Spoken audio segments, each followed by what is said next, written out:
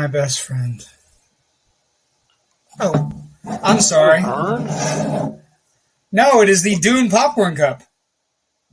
Oh, no. Yes, I'm not even yes. going with the Dune. No, Yes. no, not the yes. popcorn. No, the popcorn cup that Yes. I'm waiting for is that Slimer one that Ken McKern shared online. It looks I like it's don't- maybe $30. I think popcorn cups are the new like cool collectible.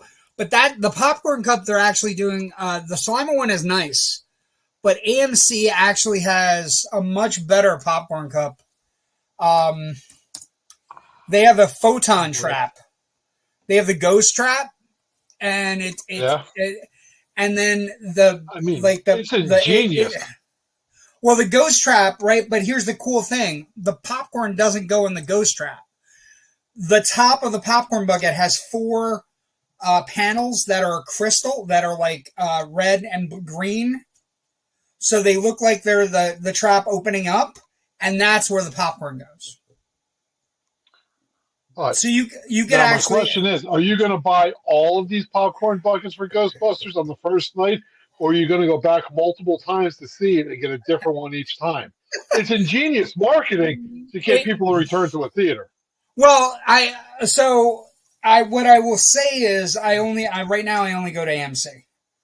I'm an AMC Stubs person. I go to AMC. AMC has all the shit, and their shit is usually top notch. Like I was telling my wife, I'm like, popcorn vessels are my new go-to. Like this was the popcorn vessel for Batman, a full on with like that, and then the other one that I got that I'm still in love with. It may be the single greatest popcorn vessel I've ever gotten in my life, which is this one. And then and then I have a Top Gun one that looks like a fucking jet fighter. And then this thing is it's a standard. It's got all the houses on the bottom, like the logos of the houses. And I'm going to tell you, I talked about this already. People are going to be fucking the popcorn bucket. I know it. I don't want them to, but it's definitely going to happen because this is... Is that the new apple pie? It could be. These are... When I tell you these are the softest bristles, like I think they should have made them hard plastic to kind of like say, hey, don't fucking do this. And then that's like the interior is a really like nice gold. But I've already seen the movie. I saw it Sunday night. It's astounding. It's for everybody waiting. Well, guys, I guess welcome to the hot open of Loud and Nerdy this week. It is the hot open. Look at this. Look at this shot. When I tell you, like that the movie is filled with shots like this, they're beautiful. You of course have Chalamet and Zendaya, which are really great. You also have Austin Butler with no Elvis accent. He's just a growling maniac. And then you have Florence Pugh, and also Christopher Walken and several people. Oh my God. Wait. Okay. So wait, Jerry. I finally made it here. Yeah. Thank God. Welcome. Well, this is perfect. Welcome to Loud and Nerdy. My name is JW Colwell, joined by Jerry Kamora of Slapjaw. And of course, Kyle back from the outer reaches of the ocean and the Bahamas, with the family. I'm the man from the deep ocean, not the river, Jerry. Somebody can make a computer the right way. Everything would be great, but they don't. But I did catch the Paul Rubens popcorn bucket.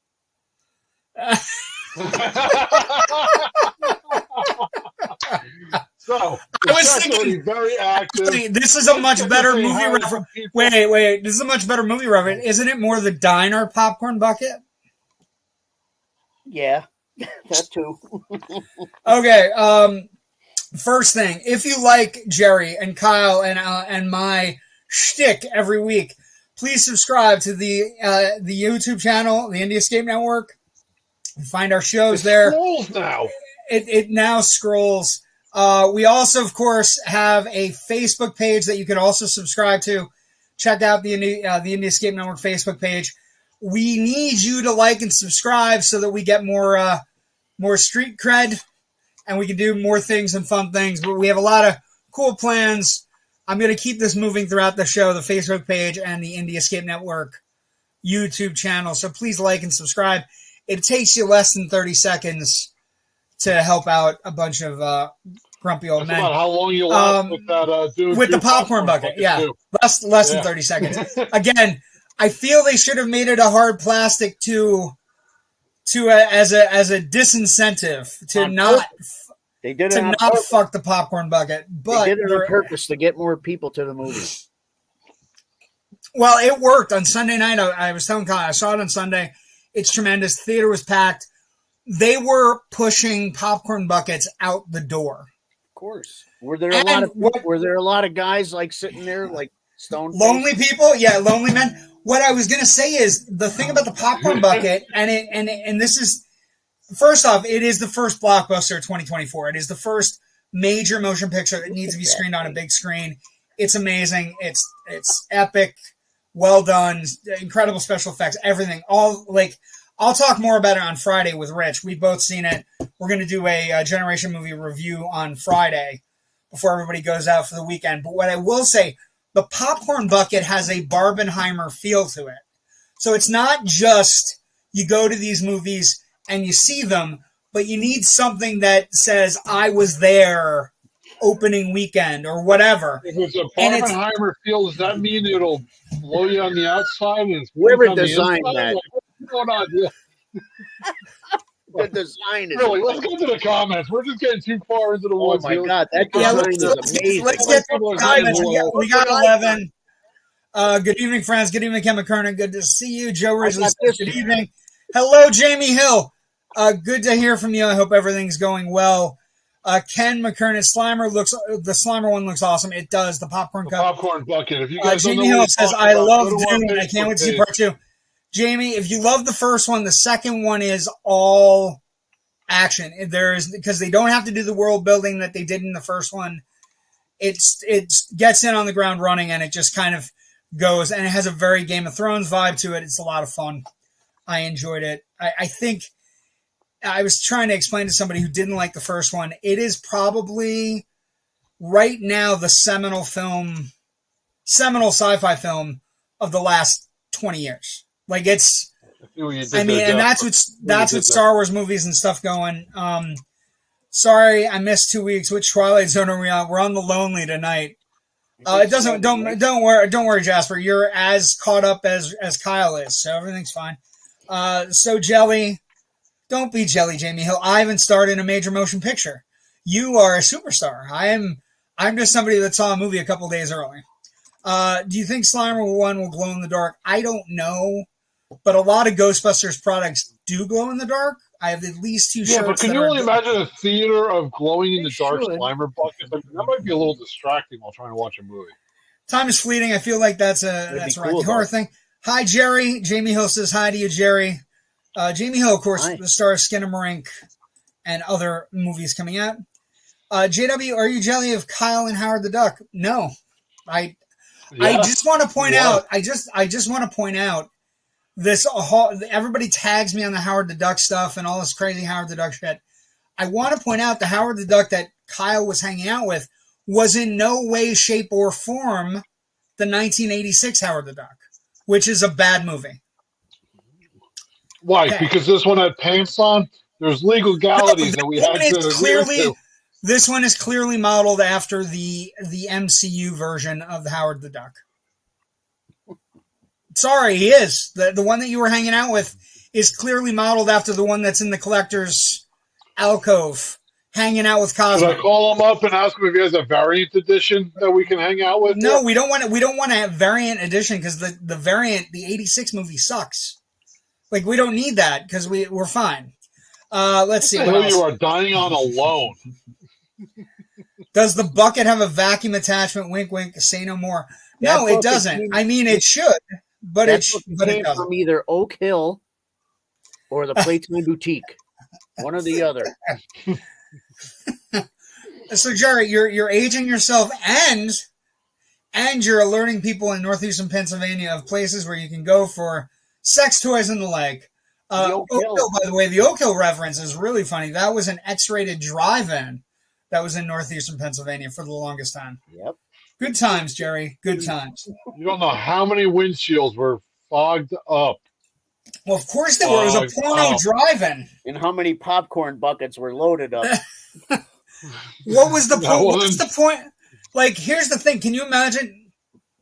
I don't want to put. I'm going to put this out there, but the idea of like you're going to the Oak Hill Drive-In and you're like, one, please, just one, just one, two, just one, two, just one. Just one ticket. Does this count? No, it doesn't. Doesn't count as a person. Excellent. It's a freebie. After the Alabama ruling, if you got a dozen eggs in the car, you got to buy 13 tickets. I'm paying for me, Rosie Palm, and her 5 daughters. She's dressed up like she's got a little babushka on your finger. Anyway, okay, so it's been an interesting week. We got a lot of stuff premiering as we head into March. Anybody watching anything that they like, or anybody watch something that they liked? On Netflix, I watched that. Oh shit, I can't remember the name of it now. Yeah, that one. On the flight, I downloaded. Yeah, I downloaded it for the flight down to Florida, and it's so memorable you can't remember the title. It was good though. It was the heist one that just came out. Fuck. You know what I did like? Horrible with movie titles. I watched it a couple weeks ago, and it was that Society of the Snow. We were going to talk about that. I too. First off, just so you know, Jerry, this movie it's nominated for best foreign film, and it's directed by an American, but he's of Spanish descent. It's a great movie. It's very similar to Alive. It's better than Alive, but it is way better than Alive, and I enjoyed it very much. Once you recommended it, I went in, watched it. I'm going to tell you right now, the movie on Netflix that everybody should be watching, if you're a horror fan, if you like horror movies, Thanksgiving is pretty good. Like, I don't, you know what I mean? Like, as slasher films go, it's got good kills, it's gory, it's not a stupid slasher plot.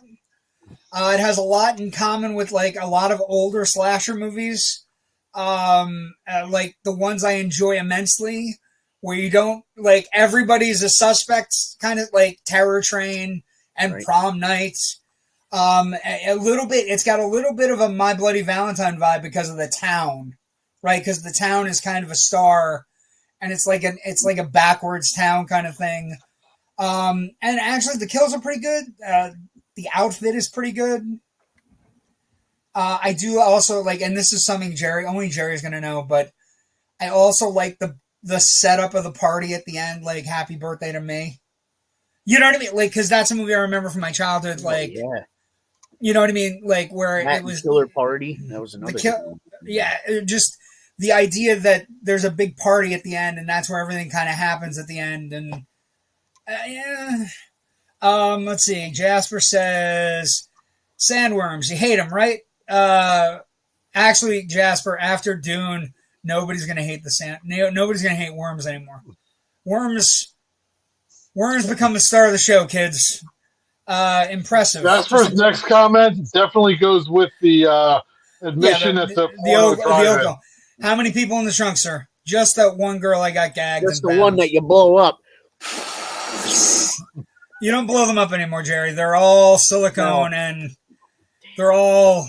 I'm as old as the old girl. What do you want? And they all got their own built-in air pump now. Jerry's still got the classic. You can pull on the nipple like a fucking life preserver. They make blow-up sheep and stuff too.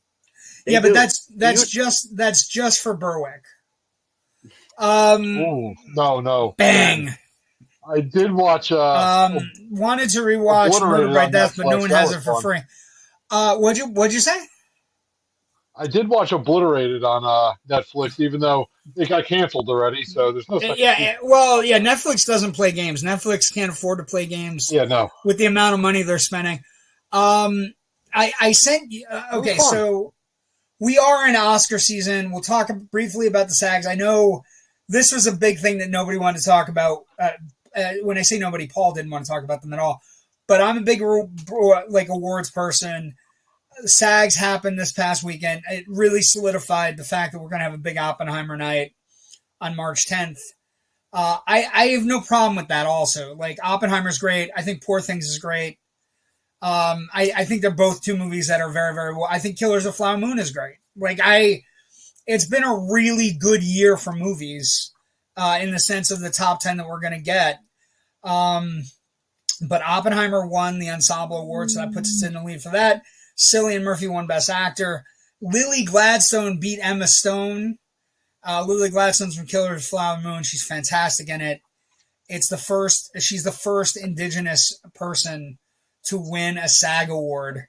And if she wins the Oscar, she'll become the first Indigenous actress to win the Oscar. So she won a big award that's basically put her in the lead of Emma Stone. Anybody who hasn't seen Poor Things just appeared today on video on demand. I cannot recommend it enough, but it is not for everyone. But it's wild, it's weird and wonky and wacky and just really well done. But it's got a whimsy to it that's not for everybody. It's got a very healthy amount of nudity and sex in it, so people get a little bit. Get them popcorn buckets out. Get the Poor Things popcorn bucket out. But it's is this really, in a drive-in?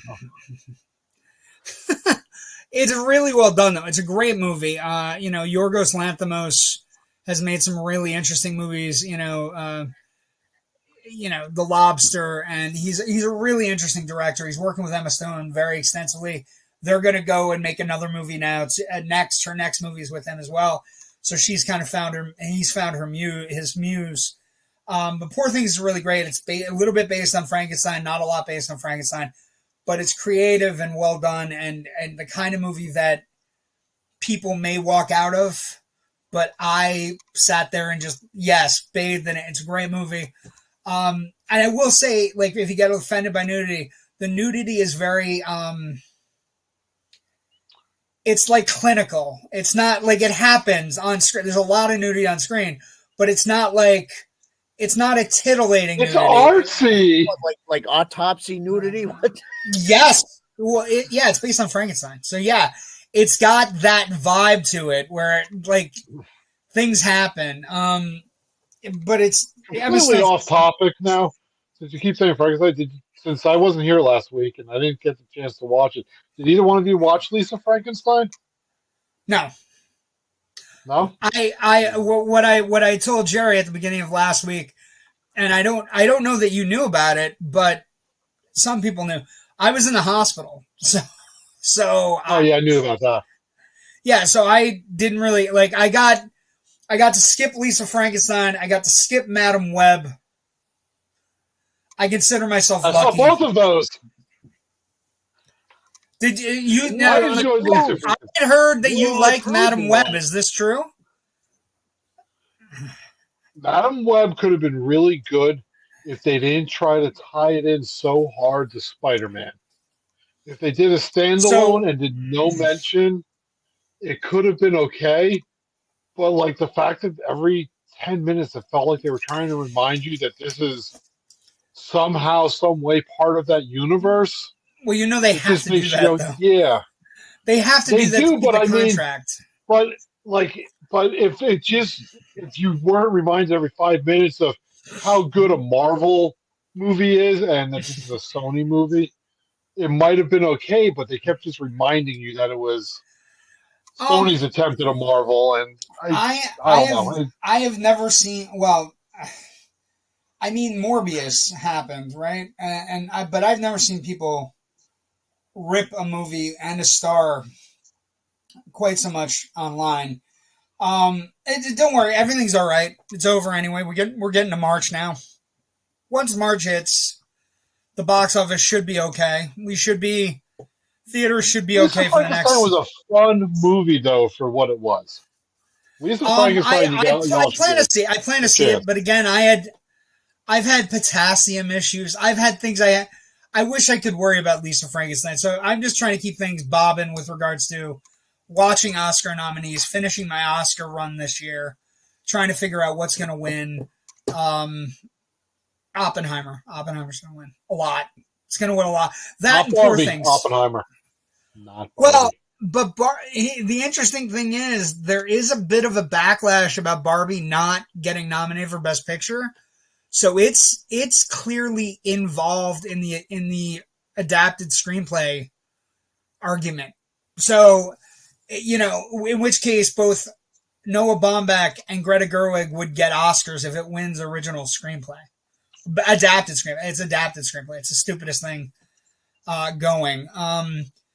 But there's been a lot of backlash that that Gerwig didn't get nominated for Best Director. Just because it's $1 billion movie and it. I didn't even see Barbie. I saw shrimp on the Barbie. Shrimp on the Barbie? Movie night at Jerry's. Barbie, everyone, let's go. Movie night at Jerry's. This is a good thing. A couple things we're going to throw out to the crowd, and this is something we're spitballing, but it's also something I want to bring up on the show to see if everybody would like this. One of the things about Jerry that makes Jerry and amazing.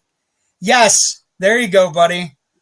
Look at that video collection. It looks like fucking montage.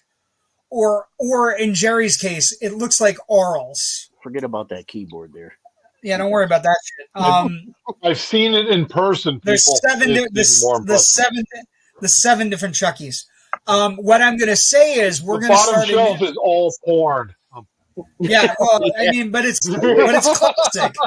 It's all porn, people. It's horror porn, so it's all stuff. It's all stuff that the Oko showed. Some of that. But what I'm going to say is we're going to start a new segment. Chucky just moved. Chucky just moved. That thing does move sometimes. Yeah, I couldn't have that thing just sitting around in my house. It'd have to be in a fucking closet, like in a box. Great. Anyway, one of the things that I talked to Jerry about, and we're gonna spitball and we're gonna bring it up, and it's gonna become a new segment. And this is what we're calling it. I'm gonna have a logo for it next week. But this is what we're calling it.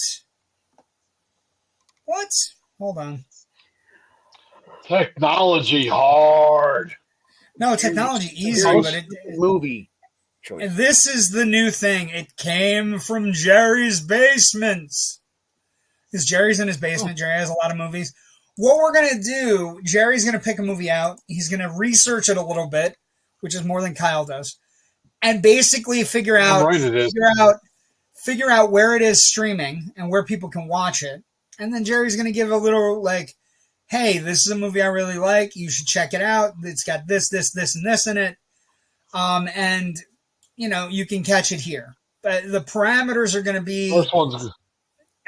They can be obscure movies, but they have to be able to be streamed, is what Jerry and I were talking about.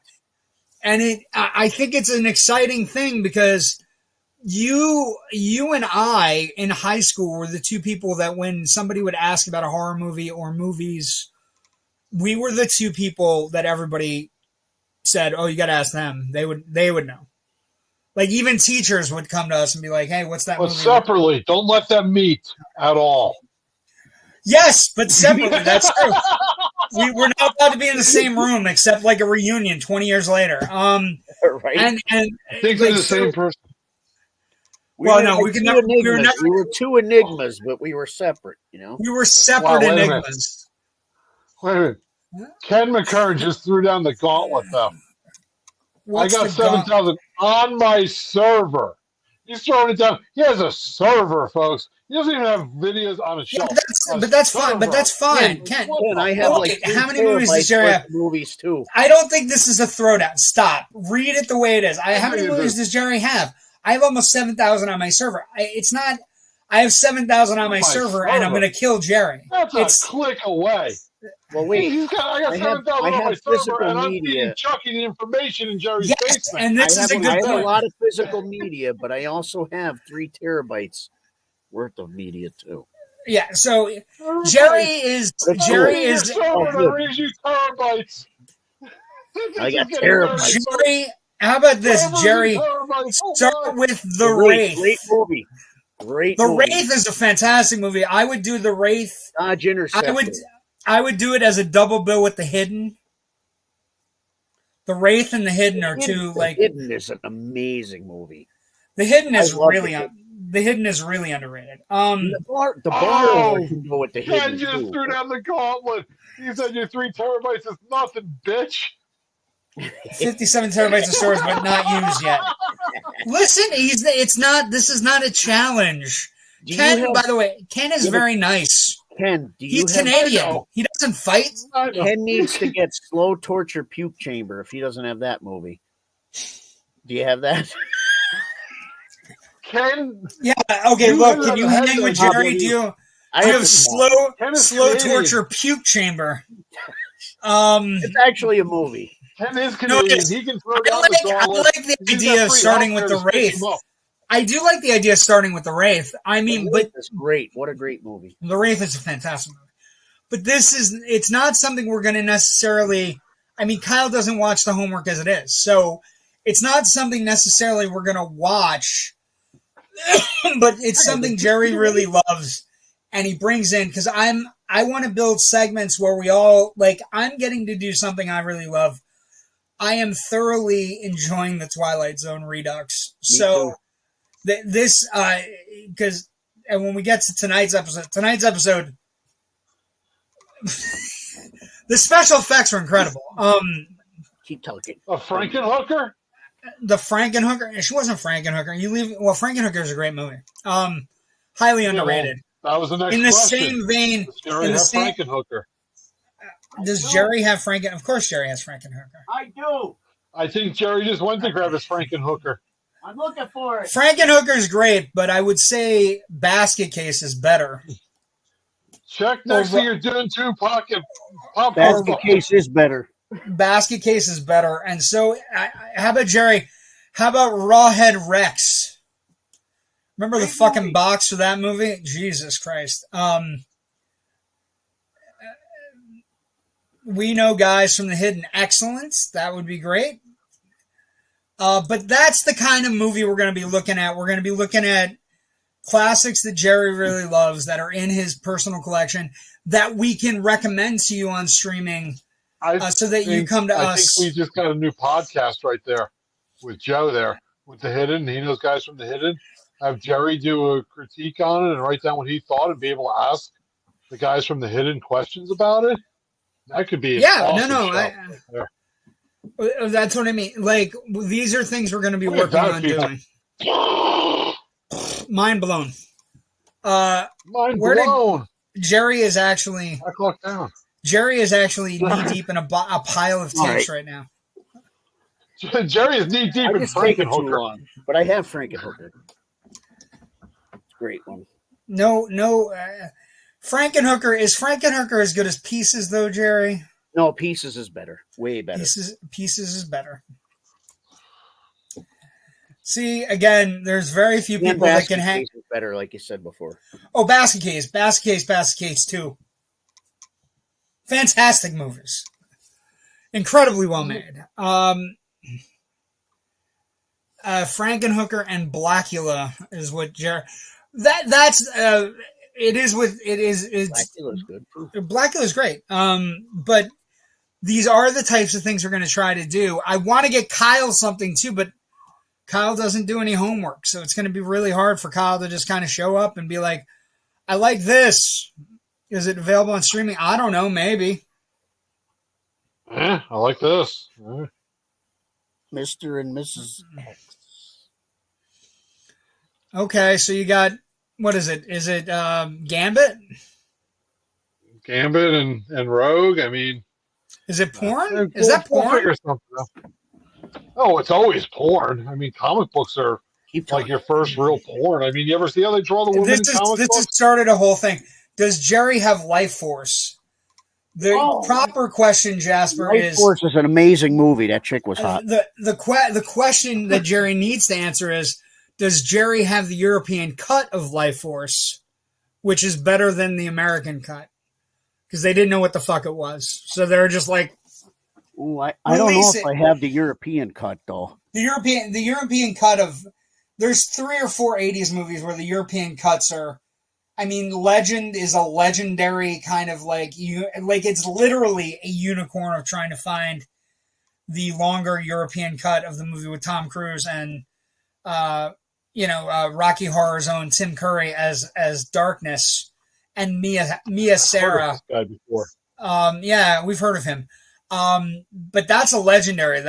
You have to try to hunt that down to be able to watch the 2.5-hour version, where I think they get more into the forest and Tom Cruise having to work through the forest to get to Darkness's castle, as opposed to just it takes 10 minutes and he shows up and he has like a bunch of dwarves with him and they kill all the goblins and they have the light with the shield. For the website, Jasper.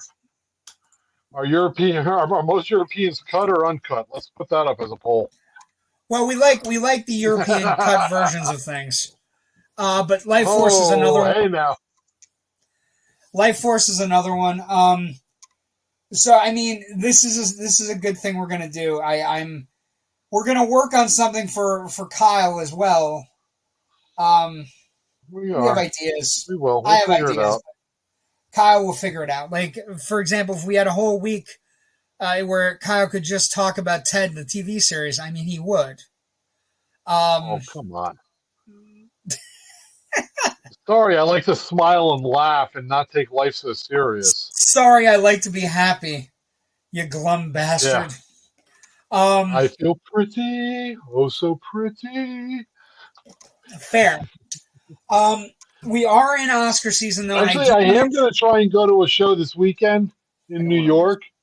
It's a parody of 6 called 5 about the 5 women in Donald Trump's life. Okay. It's a limited engagement on Broadway, and I'm going to try and catch it on Friday if I can score some lottery tickets. Is the one basically going to be at a hole in a golf course? I heard it's like his wife, his ex-wife, Stormy Daniels, his daughter. His one wife is buried at the golf course, which is just ridiculous. Anyway, so this is something we're going to work on. Jerry, do you have one for tonight? Or you don't have one for tonight, but this is something we're going to do for next week. Yeah. I will have a logo and everything for it next week, okay? Yeah. But... Logo. Now you know it's loud and nerdy official. There's a logo. Yeah, we do logos now. Pressure's on. So Jerry will pick a movie. We'll come up with it. We'll find out where it's streaming so you can have that available to you and be able to watch it at your leisure. Just something cool we're going to do to go along. Like, I want the guys enjoying themselves. I want you as people watching enjoying. I love people watching. Saw Watcher in the Woods on YouTube. Then watch 2 alternate endings. The 2 Disney movies that you cannot, you found on YouTube, but the one that hasn't released on Disney Plus, and I can't believe they haven't released on Disney Plus, because Darker is more accepted at Disney now. I can't believe we haven't had a Something Wicked This Way Comes revival, a show. Great movie. But the movie, Jason Robards and Jonathan Pryce, and it's about a traveling circus, Mr. Dark's traveling circus. And it's one of the scariest Disney movies, but it is a well done kind of a Huckleberry Finn-esque, young boy, 12-year-old guy adventure movie. I think I had that one. How close are Jerry and Kyle to Atlantic City?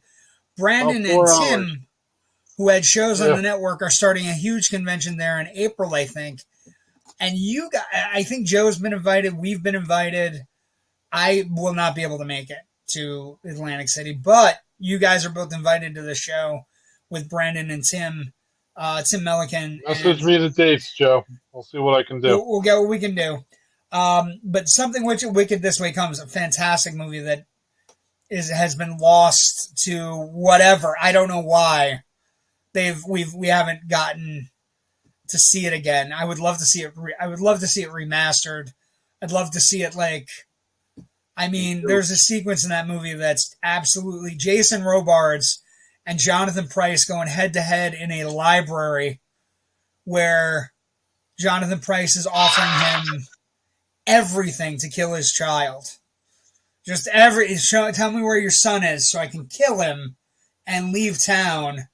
And he's ripping pages out of a book and offering him youth and virility and a chance at a second life and just, 25. That's when Disney movies were great. Well, that's when Disney movies had an edge.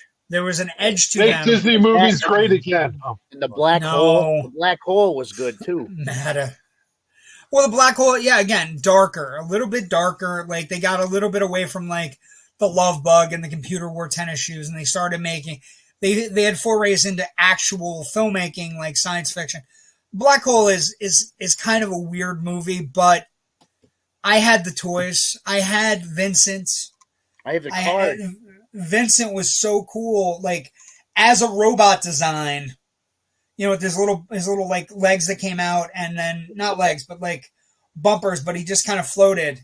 He's one of my favorite robot designs, actually. The Black Cauldron is another one, Joe. Originally, absolutely, but the Black Cauldron has been on Disney Plus. Like Something Wicked This Way Comes. Can't fucking find it, man. Can't get it anywhere. It may be on YouTube. It's probably on some server somewhere. Maybe Ken has it with his 52 terabytes. But it is Oscar season. The SAGs happen. But one of the big things that came out that I do want to talk about that I was in 2009, the Oscars did a really interesting thing. They had for the 4 acting categories, supporting actor, supporting actress, best actress, best actor, they did something so cool where they had 5 previous winners basically articulate who was nominated, and then they had the winners presented by the 4. So it caused all kinds of cool things where you had standing ovations, you had for example, they did a thing. The Best Actress award was presented, and it was presented by Sophia Loren, Shirley MacLaine, Marion Cotillard, Nicole Kidman, and Halle Berry. And so the idea that you had Sophia Loren and Shirley MacLaine and these new actresses presenting somebody and then getting them into the fraternity of being an Academy Award winning actor was super cool. Like the 2 you can watch, Kate Winslet won, and it's absolutely a stunning thing. Sean Penn won Best Actor, and the people presenting were Adrian Brody, who had won for The Piano, Robert De Niro, Michael Douglas, Anthony Hopkins, and Ben Kingsley. So you had people like kind of doing standing ovations. You had personal anecdotes between the actors where, like, Robert De Niro presented Sean Penn for Milk, and it was absolutely stunning. And also, like, Anthony Hopkins, I like the Wolverine. I like that. Anthony Hopkins presented Brad Pitt, and they're doing it again this year. It is a cool thing that the Oscars is doing. I'm all for showmanship and bringing Oscar history along with the new Academy Awards. And I think this year we're going to have a lot of people watching. The Barbenheimer thing is a big to do. People were all about that, and those are the 2 movies are going head to head in a lot of categories. Let's see. Oh, that is a very nice Han Solo card. It is. Empire Strikes Back. I have the controversial Disney movie Song of the South. Don't tell anybody. Don't tell Star Wars: The Rise of Deadpool. You read it wrong. The Rise of Deadpool. Star Wars: The Rise of Deadpool. Oh, no, it's not Wars. Star Wade. Okay. Oh, Superman All American. I said, how do We had a you lot do? of cards. Sorry. Well, actually, one of my favorite card collections that my dad has, he has a James Bond vintage Nice. black and white set from the first 3 Bond movies. So Sean Connery and black and white cards. That's awesome. They're pretty amazing. But yeah, I'm super excited about this. Now, I have to ask, you guys watch the Oscars or no? I don't generally. No. Okay. That's okay. I mean, a lot of the movies, sometimes there's movies that's better than what's on there. To me. Fair. That's fair. I think, and I think they're kind of inching towards doing that. The Golden Globes this year had the Blockbuster Award, so I don't know that the Oscars are going to do that, but we'll see what happens. What Blockbuster else? went out of business, JW. Sorry. I miss Blockbuster. Blockbuster. By the way, the Blockbuster social media is killer. No, you miss Arl's TV and appliances. The Blockbuster. Have you paid attention to any Blockbuster social media? The last Blockbuster? Somebody is running a Blockbuster social media account that goes after Netflix every chance it gets. Every chance it gets, it rips into Netflix. Other big stories today. Oh, this is the other story we're going to talk about. We talked a little bit about Doom Part 2. It's looking like it's going to be 80 million or more. If it grosses anything over 80 million, it's way bigger than anybody thought it was. Why is no one drinking? I know this is... Because my glass is empty. Kyle and Jerry are. I'm not really drinking right now because I'm playing with... I got heart stuff. Nobody drinks the apple cider at Jerry's house. That's all I got to say. Was it bad? Or was it... That's true. That's a story we'll tell you later, JW. That's true. That's gourmet. I'm proud of that stuff. 13%, folks. 13%. I'm proud of that. Did you get the cider from Ritter's? Was it Ritter's cider? I got cider from Ritter's. I fermented it. I put it in a keg. I got a Yingling keg, and I watch videos on how to dismantle a keg. Actually, just take the top off and sterilize it, and I fermented 7 gallons, and these guys came over for the Super Bowl and fermented 7 gallons. Yeah, 7 gallons. Yeah, it's hard cider. It's between 8 and 9%. That's what I get generally. Now, folks, when you read Joe Ridley's comment there, where he's drinking and smoking a little bit on the patio, don't feel bad because he lives in the panhandle of Florida, so he's got some nice warm weather to be doing that in. It's actually been 80 degrees the past couple of days. I know what it was last week. Well, you know. Can't wait to start wearing shorts again. You wear shorts tomorrow, buddy. It's going to be 60. Other big things coming. Jesus Christ. Do you have like special outfits for like the Postal Service? Like, do you have cold weather outfits and warm weather outfits? Yeah. Nice. And you got thicker pants for cold weather and thinner pants for lighter, and then shorts and yeah. Nice. Is everything's like regulation though? Is it you have to make sure? Like, are there regulations? Like, do you get checked? Is that? Yeah, we get a uniform allotment every year. Really? Okay, that's nice. Yeah. Do you have to order them, or how does that? Do you have to order them, or how does that work? We got to order them now mostly because I used to be able to use Stark uniform here in Scranton, but they stopped carrying postal wear. So I think the closest place to go now is Allentown. Nice. Wow. Wear shorts. Yeah, I knew you kept asking me to wear them to the Super Bowl party at your house. That was weird. Yeah, it was a little weird. It was weird. Jerry's like, "Can you wear short shorts to the show tonight?" I'm like, I sit down at the desk, Jerry. I don't know. Like the old school Bruce Jenners with the V in the sides. Remember those? Jerry mailed me a camera under my desk, he said, but it's only fed to his computer. Yeah, interesting. It's just weird. Yeah. I know. But yet still no microphone. He's working on it. I live on the Treasure Coast, mid-East Coast. Get that shit right, or he'll tell you what to do. I think one of the other stories that dropped today, IMAX had a bad fourth quarter. Their earnings fell a lot because there was nothing out in theaters in December that had IMAX written all over it. It dropped almost 12%.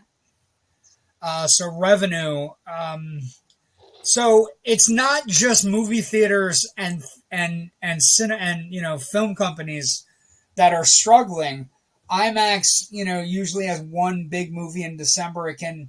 It bases its entire fourth quarter on. Last year before, not last year, but the year before was Avatar, of course. Year before that was Spider-Man. So without anything to kind of hang its hat on, it kind of, saw a quarterly earnings that was absolutely terrible. But it's okay because, again, Dune's coming. So everybody's no longer worried. Kyle, what have you watched anything or saw anything that you want anybody to watch also? I'm going to try to watch Ted. I'm done with the hospital. I want to laugh and smile, as you say. I've said Ted, Obliterated. Lisa Frankenstein. I'm going to start also tonight at midnight, or last night at midnight. Shogun is starting on Hulu, and everybody's talking about it. It's a reprise of one of the 80s greatest miniseries, and they said the new one is very, very well done, and it's getting great reviews. So that's the next Buzz show. I also enjoyed Blackberry on Hulu. Blackberry's a pretty good movie, actually. Nice. Yeah, that was fun. We watched. I watched. Didn't expect that one from me now, did you, bitches? What? There you go. An actual movie. You watch a full movie. You're Paul 2.0. You're amazing. And then of course, Traders. You always got to watch the Traders every week. Every week, got to watch the Traders. Yeah. I feel this year the Traders are going to lose. I feel like they picked spoiler alert. Spoiler. I'm not saying anything. I'm saying I feel the Traders are going to lose.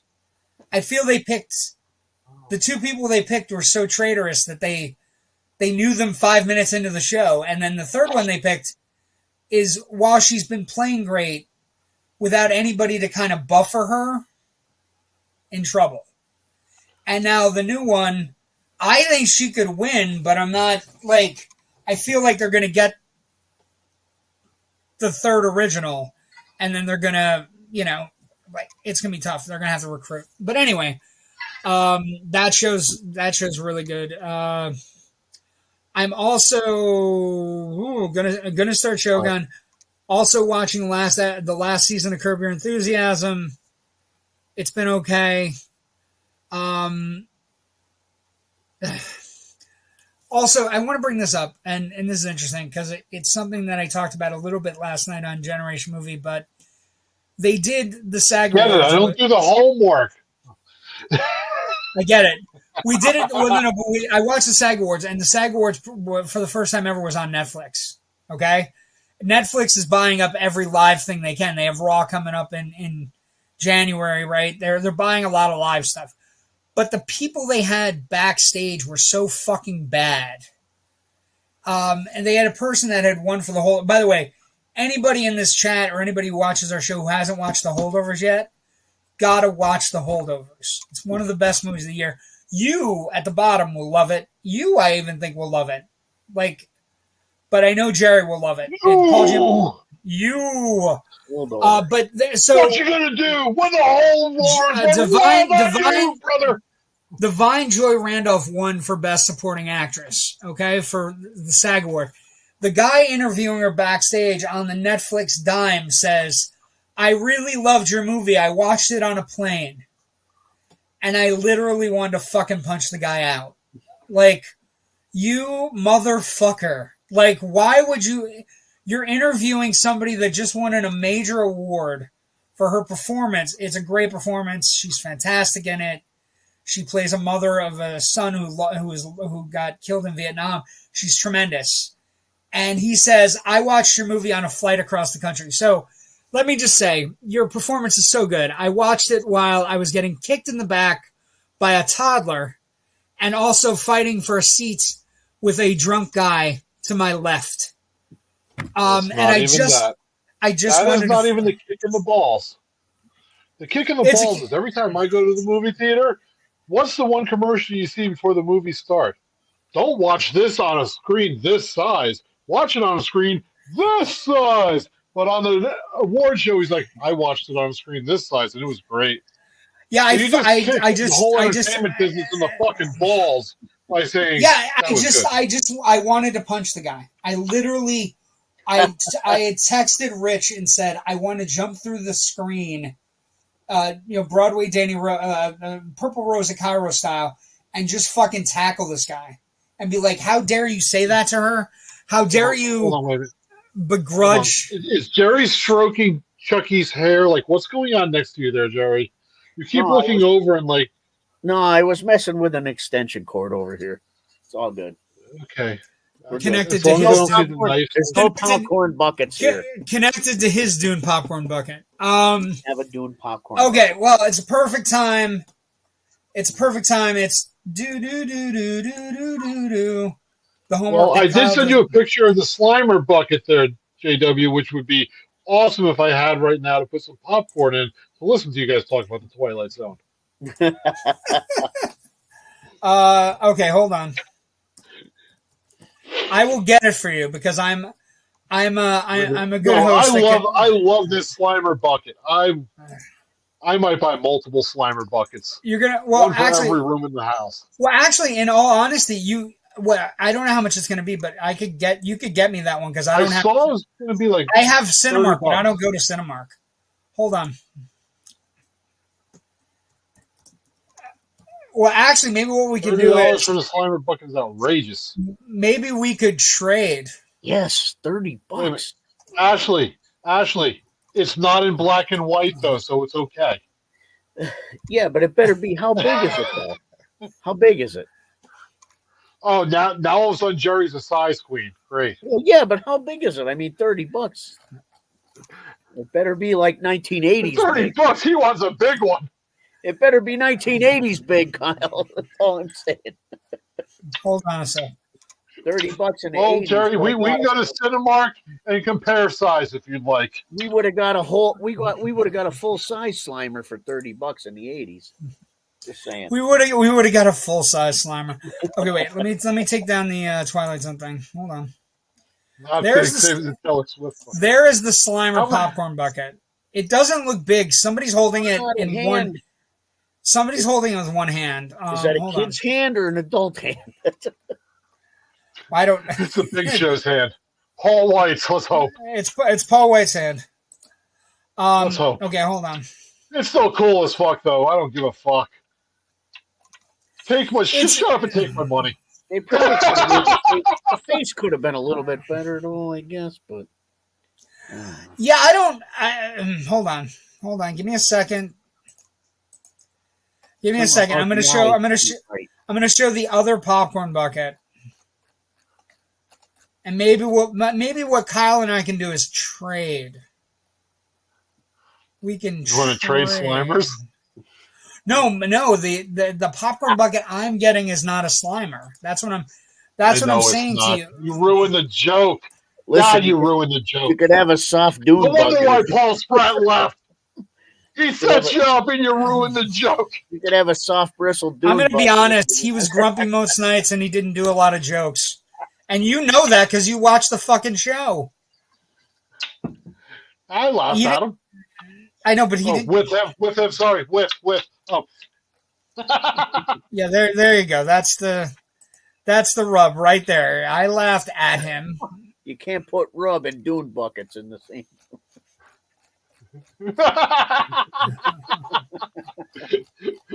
How about Tugs? I can't find the movie. I can't find it. I can't find a picture of it. Again, what I would say is it's shaped just like a proton trap. and instead of having the popcorn bucket come out of Slimer's mouth, it corrals the popcorn in the like the trap opening up, and that's where the popcorn is, and it looks authentic. So maybe we can trade. But even with the trade, we still got to talk about this week's. You've crossed into the Twilight Zone Redux on Loud Nerdy. Our hero Rod Serling. This week's episode is called The Lonely. Where are you going? Come back. Opening narration. Witness, if you will, a dungeon made out of mountains, salt flats, and sand that stretch to infinity. The dungeon has an inmate, James A. Corey, and this is his residence, a metal shack, an old touring car that squats in the sun and goes nowhere, for there is nowhere to go. For the record, let it be known that James A. Corey is a convicted criminal placed in solitary confinement. Confinement in this case stretches as far as the eye can see, because this particular dungeon is on an asteroid 9 million miles from Earth. Now witness, if you will, a man's mind and body shriveling in the sun, a man dying of loneliness. The episode's called The Lonely. Jack Warden plays James A. Corey. And he's just this guy in a shack, and they filmed it like it's filmed in Death Valley. And one of the things, if you do research on these episodes, episode was one of the first episodes put into production after the show got a commitment from CBS. But they filmed a lot of episodes in Death Valley, but this was the first one filmed in Death Valley. And if you read up on it, listen to this shit. The Lonely was the first regular episode to enter production following success of the pilot episode. It was the first of several episodes, including I Shot an Arrow in the Air, 100 Yards Over the Rim, and the Rip Van Winkle caper, which is fantastic, to be filmed on location in Death Valley. Unprepared for the terrible conditions they would face, the crew suffered extreme dehydration and heat exhaustion, and director of photography George T. Clemens even collapsed, falling from a camera crane while filming continued. Also, an interesting tidbit about this episode, one of the guards, there's a third guard, the ship comes every 4 months to deliver product and whatever, and what happens is, first off, the ship and the landing of the ship are right out of, if you watch any of the Tesla things right now, the way the ship goes up and the way the ship lands is very reminiscent of how things are going at SpaceX. Even how the rocket looks. It's amazing to me. And also the special effects are really great. It looks way better than a show that was shot in the 60s. Do you know would you agree with that, Jerry? Like just how the rocket and how it looked, like not when they got close to the rocket, but when the rocket landed in the desert, like wayside. So what happens is one of the guys that's on the ship is named Alan B. And he has a soft spot for Corey. And also because Corey, we find out, is a convicted murderer, but it was self-defense. He got involved in a situation where he basically murdered somebody, but they were going to kill him first. And he's constantly asking for parole. We find out at the top of the episode, he's been there for 4 years already of what is to be a 50-year sentence. And what is interesting in this, Alan B feels so bad for him because he's so lonely, and they can only stay for 50-minute intervals to take off the ship and basically leave and then not come back for another 4 months. He leaves him an android, credited in this particular version of the script as a gynoid, which is a female android, to ease the loneliness, to make the suffering stop. And at first, Corey is rejective of this particular character. Her name is Alicia, played, very robotically. And it's this give and go, and he's so mean to it. She eventually starts crying, and he eventually lets up. To the ground. He shoves her to the ground. I thought where it was going, Jerry. I feel pain too. I thought where it was going, Jerry, and in all honesty, I thought he was a murderer, They bring him a robot. I thought he was going to murder the robot. Like, I thought that's where we're headed. But it kind of becomes a tender episode in that sense that he teaches her how to play chess, and it eventually becomes that they Tinder or Tinder. Look, that's a constellation. Yeah, there's a great sequence where they actually go through like Orion's Belt, the Hercules one. Like, he goes through, he teaches her a lot of stuff, and they become a couple. Cut to the end of the episode, Allenby shows up and says, "You've got a pardon." And we've basically, they've changed their laws on Earth, and we're taking all of the people off the asteroids that have been put on asteroids, so you can come with us and 15 pounds of luggage. Yep. We don't have enough room for the robot. And it's just a terribly, it's very sad, and then it gets really quick. The captain shoots her in the face to prove that she's not human. And then it becomes Westworld.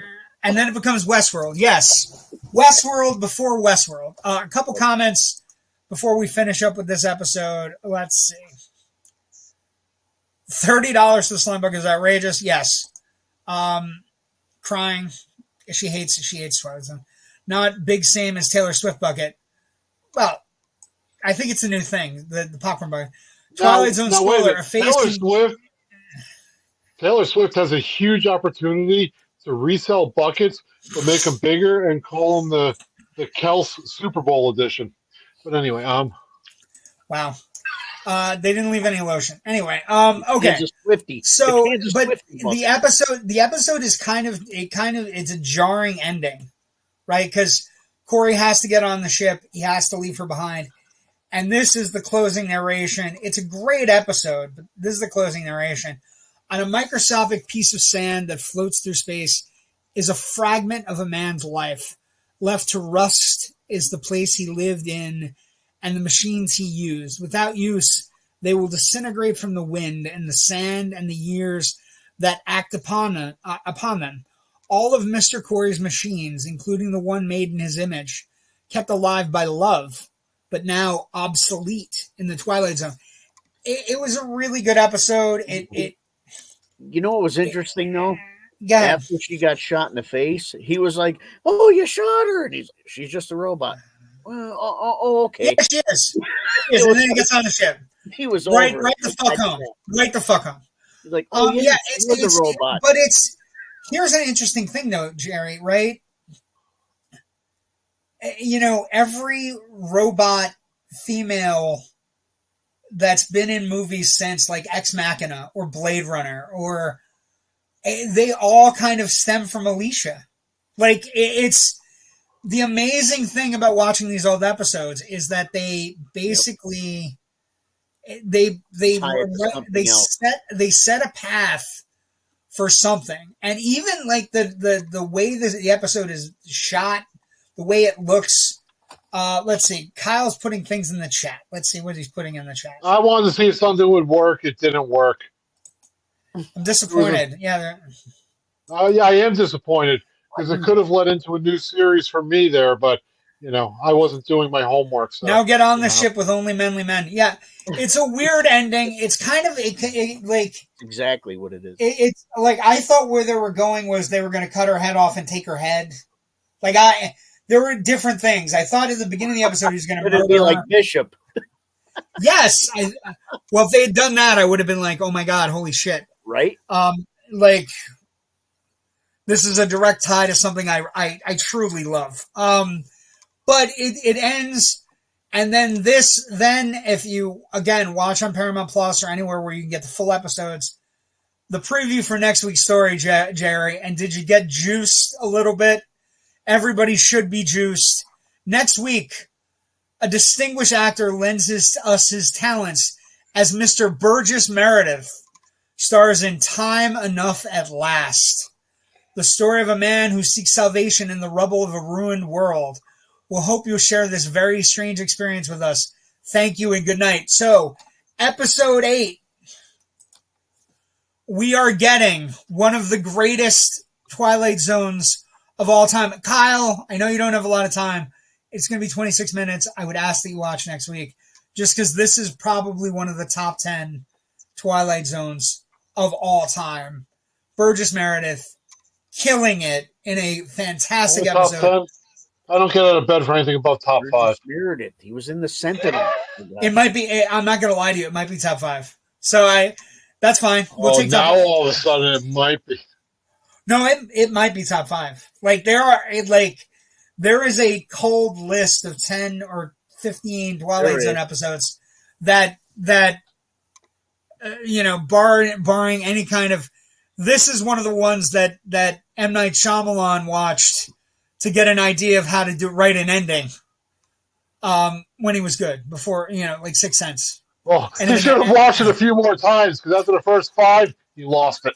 Anything after Sixth Sense, not so great. But sounds like Rob Zombie watching Texas Chainsaw Massacre. Just saying. Now we all know how that ends. Here's the thing: we don't not a lot of people watch them, Jasper, and why we're down to Butterfly Batman. Okay, but so next week, next week is one of the all-time great episodes. I'm super excited. So that's a good place to end. Ending with our Twilight Zone Redux. We will. Where can people find your stuff, Jerry? You're on the TikTok. On the TikTok. Doing riffs. What is your handle on the TikTok? Slapjaw 1998. Okay. That's when the band formed, so. And then you also, Slapjaw is also on Facebook and stuff as well? Facebook, Instagram. Kyle, do you have a social media handle and following at this point? I got nothing. I'm boring. I don't know. See my latest approach to doing anything on our own page here, where I got the Indiescape Network Facebook page, where Kyle and Jerry absolutely murdered it at NEPA Comic Con and Nerd Utopia. Big shout out to both. Time. You guys were great. Everything went. Oh, everything was great about it. I mean, I thank everyone in the area for showing up, and I mean, it was covered by Channel 16 News, Channel 22 News, 28 News. They showed lines just out the door all day long, both days. It was truly. You guys look like you're having a blast. You're in your element. You're doing great things. Kyle did awesome with that, by the way. Just saying. What was that? Kyle did awesome with that. Kyle did do great. I have to. Absolutely. Awesome show like always. Thank you, Cindy. Jerry, your mom likes us. So that's good enough for me. I go to Jerry's house for a Super Bowl party. Quick story, right? I'm sitting there having a plate of food, and this lady looks over at me. She goes, "I love you on the show, by the way." Oh, and I'm Jerry's mom. I watch, I swear. So I got to meet Cindy. I am looking forward to when I get up to PA in October to meet Cindy and Jerry and see Ashley. And I just never met Jerry. Well, I met Jerry, but I mean, my dad's name is Jerry too, though. I don't know that I've ever met his mom, though. I'm sure we crossed paths. You never met my mom and dad. You never met my mom and dad. Yeah, that's what I mean. And my dad's name is Jerry. I did. I'm sure we crossed paths. I gave a speech at graduation and stuff. I'm sure we've crossed paths. Yeah. But let's Jerry one has a beautiful Mustang, classic Mustang. Yeah, his dad's got some cool shit. Beautiful taste. Yeah. But I want to thank everybody for watching tonight. You can find me, JW the Movie Guy. Get this at all these places. Facebook, a JW Movie Guy. We're on YouTube, of course, with the Indiescape Network. Instagram. A is for Threads, where you can find JW the Movie Guy. I'm not on TikTok. That's a horror movie. That's where it is a horror movie. Jerry's on the TikTok. I'm not. X or Twitter or whatever the fuck crazy person's calling it this week. And of course, you can find us on IMDb. You can also find me on Monday nights. This Monday night upcoming. Generation Movie. We end our Oscar decade cavalcade with the amazing Oscar-winning film Spotlight, which is of course about the Boston Globe investigating the Catholic priest scandals in the early 2000s. It's a fantastic movie, great cast. Michael Keaton, Mark Ruffalo, Rachel McAdams, John Slattery, fantastic, and Liev Schreiber. It's an amazing movie. We'll be doing that. That's the movie right there. It's great. It's a fantastic. If you've never seen it, it will chill you to the bone. And just how bad things, like how they move priests around, and like how horrific, like the Catholic. I went to Catholic school. I know the Catholic school scandals are. But that'll be Monday. Right? You can also catch me this week or next Tuesday with these two knuckleheads. Hopefully, Kyle will watch a goddamn episode of the Twilight Zone, and then I will also be on Friday to give a full Dune review. Dune 2 opening Friday. We'll do that on Friday with Rich Dries. So because we've both seen it already. Thank you for joining us tonight. Everybody have a great week. Watch some movies, watch some shows, catch some Twilight Zone episodes, and get ready for It Came from Jerry's Basement on next week's Generation Movie. Thank you for joining us. Have a great week.